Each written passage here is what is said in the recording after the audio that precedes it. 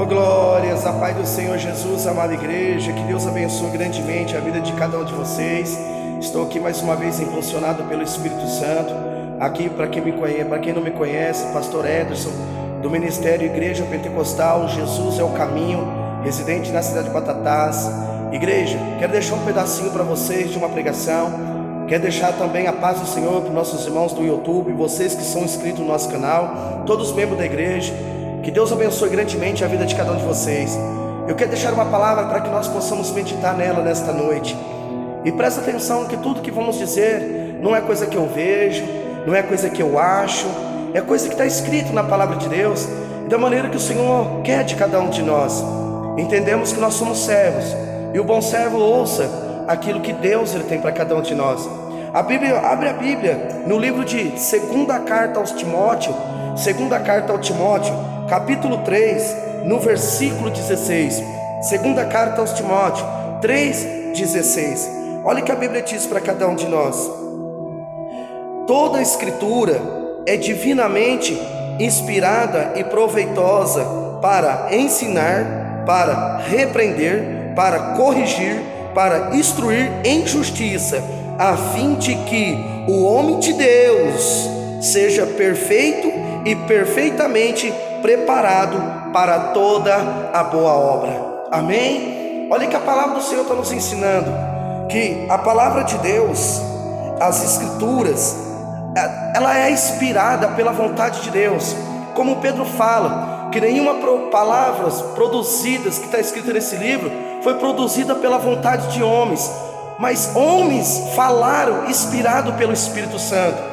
O Espírito Santo, que a própria Bíblia diz para nós, a palavra nos ensina, no livro de João, capítulo 16, versículo 8 em diante, que o Espírito Santo, que veio para convencer o mundo do pecado, da justiça e do juízo. Quando a Bíblia fala para nós que a palavra de Deus veio para o quê? Nos ensinar, para nos repreender, nos corrigir e instruir em justiça. É que muitas das vezes quando ela vem no nosso coração, quando Cristo ela vem com a palavra para nos alcançar, nós precisamos, a igreja, nós, o povo, precisa ter uma disciplina.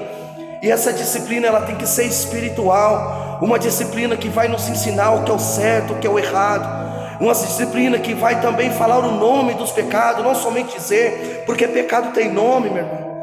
Pecado tem nome, meu irmão. Nós precisamos entender que o pecado nos afasta nós da presença de Deus. Nós precisamos entender que o pecado nos separa nós. E se nós não tivermos com a palavra no nosso coração, a palavra não tiver entranhada em nós, se nós não obedecer a palavra do Senhor, muitas das vezes é o que nós temos nos dias de hoje. A luta vem, a situação vem, as coisas acontecem e as pessoas tudo desmoronam. Por quê? Porque muitas das vezes a palavra que confronta com o pecado, a palavra de correção, de exortação, de redarguação, as pessoas não querem mais aceitar. As pessoas não querem mais aceitar que Deus fala contra o pecado. As pessoas não querem aceitar que a prostituição é pecado, que o adultério é pecado, que a avareza é o pecado, que a vaidade é pecado. As pessoas não querem aceitarem, mas como se fossem regras de igreja, como se fossem regras de denominações.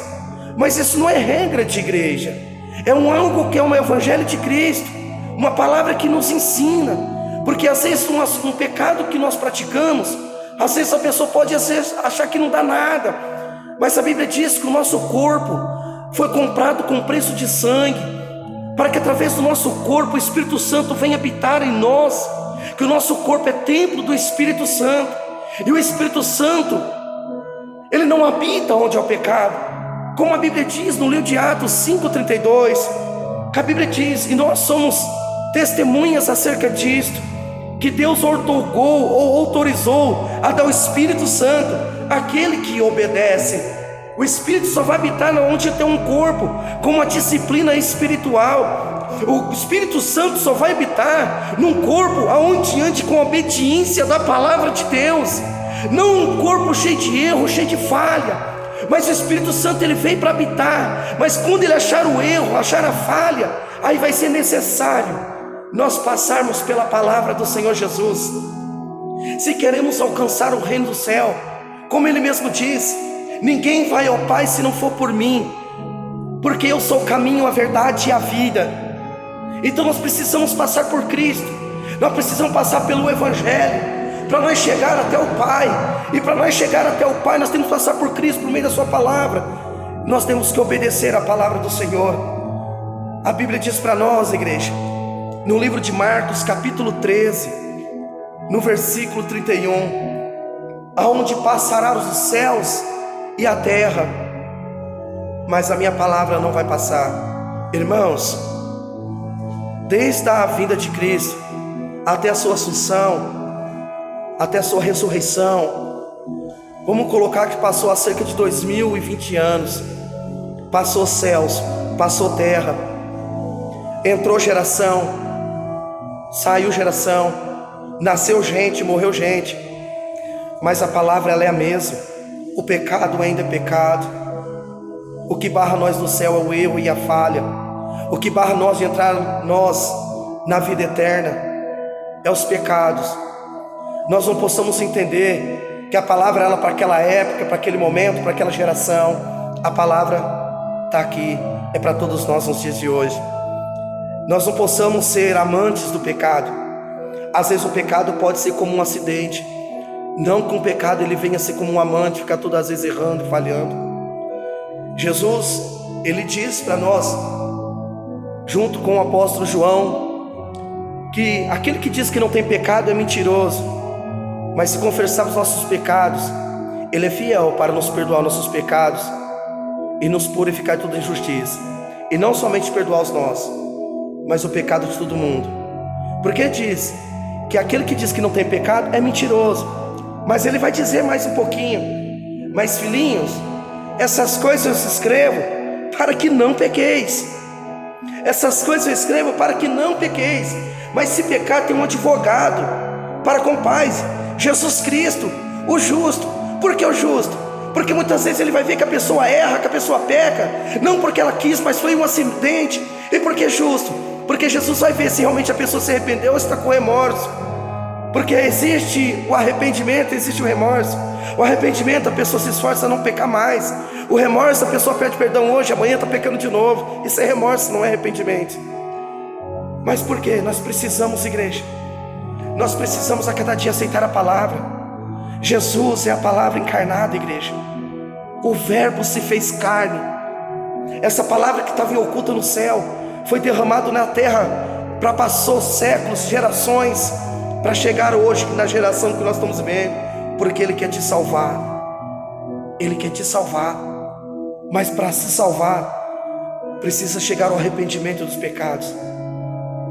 E quando nós aceitamos a palavra, passamos lutas, dificuldades, momentos difíceis.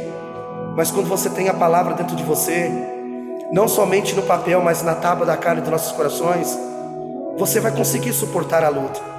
Você vai conseguir suportar as aflições. Como a palavra nos ensina no livro de Mateus, capítulo 7. Livro de Mateus, capítulo 7, versículo 24. Olha que comparação que o Senhor vai trazer para nós nessa noite. Livro de Mateus 7, 24. Vai dizer assim: portanto, todo aquele que ouve as minhas palavras e as pratica, será semelhante ao homem prudente, que edificou sua casa sobre a rocha. Desceu a chuva, transbordaram os rios, sopraram os ventos e deram contra aquela casa. Contudo ela não caiu, porque estava edificada sobre a rocha. Aquele que ouve as minhas palavras, mas não a cumpre, será comparado a um homem insensato, que edificou sua casa sobre a areia. Desceu a chuva, transportaram os rios, sopraram os ventos e desceram contra aquela casa, e ela caiu, e foi grande a sua queda. Amém, igreja? Aqui Jesus ele está trazendo comparação, a importância de nós guardar a palavra do Senhor no nosso coração, como dizia o salmista Davi: Senhor, eu guardo a tua palavra no meu coração para não pecar contra ti. Quando nós ouvimos a palavra, e não somente ouvimos de mau grado, mas de bom grado e aceitamos, aquela palavra vai trazer para nós um avivamento, aquela palavra vai vivificar dentro de nós, trazer vida dentro de nós, a ponto que nós não vamos ter mais desejo com os prazeres da carne, com as obras pecaminosas. Fazendo tudo isso, igreja, estamos construindo nossa casa sobre a rocha, a qual é o Senhor Jesus. Quando ele diz aqui que um homem prudente, assemelhando ele a um homem prudente, que ouviu as palavras e as praticou. Quer dizer, veio a chuva, veio o rio, veio os ventos, bateu contra aquela casa, mas ela não caiu, porque ela estava sobre a rocha. Sabe o que significa tudo isso? Significa que quando você está edificando sua casa sobre a rocha, a qual é Jesus, quando você vem para a igreja, ouve uma pregação, você toma posse de uma profecia, você se esforça a sair do erro, se esforça a sair do pecado, não é qualquer vento que te derruba, não é qualquer chuva que te derruba, não é qualquer situação que te derruba você, não é qualquer coisa que deixa você se perder o teu foco espiritual, porque tua casa é na rocha. Às vezes o vento pode arrancar um telhado, mas não arranca a casa, porque a casa está edificada na rocha. São pessoas que pegam a palavra e guardam com muito zelo no coração. São pessoas que estão decididas a entregar as suas vidas para Jesus. São pessoas que estão decididas a largar do pecado, a largar da vaidade da carne, para fazer a vontade de Deus. Mas ele vai comparar também uma outra pessoa, amada igreja, que também edificou sua casa, só que é aquela pessoa que ouve as palavras, mas não a pratica. É aquela pessoa que quando ouça uma palavra, às vezes a pessoa mente, às vezes a pessoa está aí no adultério encoberto, às vezes a pessoa está prostituindo, às vezes a pessoa está andando não da maneira que não é do agrado do Senhor. Quando vem uma palavra que é amor, a exortação é amor, a correção é amor. Quando vem Deus ali com seu amor, exortando e repreendendo, as pessoas tampam o ouvido, como se tivesse como chão, não quer viver, não quer praticar, acha que vai ter tempo lá na frente. Estão construindo sua casa sobre areia, o que significa, também vai descer a chuva, também vai descer os rios, também vai soprar o vento, mas vai derrubar a igreja, porque a pessoa não ouviu a palavra, mas não a praticou. O vento derrubou e a casa dela caiu, foi grande aquela queda. Hoje a gente vê a diferença que está acontecendo no Brasil e no mundo com essa pandemia, com todas essas coisas que estão acontecendo. Muitos cristãos, muitos evangélicos, muitas pessoas estão deixando se levar, porque às vezes estava na igreja, mas estava com o seu pensamento lá na rua, no problema, ou pensando em outra coisa, não tinha uma praticância no seu coração, não tinha aqui uma santidade aqui. O que acontece? Tem aquelas que estão ouvindo, praticando, e mesmo assim não está deixando que nada turbe o coração, pelo contrário, a cada dia está orando, está buscando, e está dizendo: ora, Maranata, vem Senhor Jesus. Mas quando as pessoas estão edificando sobre a areia, as pessoas estão desesperadas, as pessoas vão para lá e vêm para cá. Mas por quê? Porque sabe que ainda não estão preparadas, porque aquelas que estão preparadas, que vêm para a igreja, que ouçam a pregação, que se arrependeu dos pecados, está aí a situação toda, aonde o sol desce para o justo e para os injustos, mas aquela pessoa está preparada. Aqui é a diferença, igreja. Aqueles que estão firmados na rocha, aqueles que estão firmados na areia. Os que estão firmados na areia estão firmes com o Senhor, porque sabe que não estão desamparados. Não que ninguém está desamparado, não estou dizendo, mas só eles estão amparados, outros não. Jesus está dizendo que se nós ouvimos e praticamos a palavra do Senhor, a nossa casa não vai cair, porque está edificado sobre a rocha. Muitas pessoas às vezes trocam a vontade de Deus por uma satisfação tão pequena e momentânea.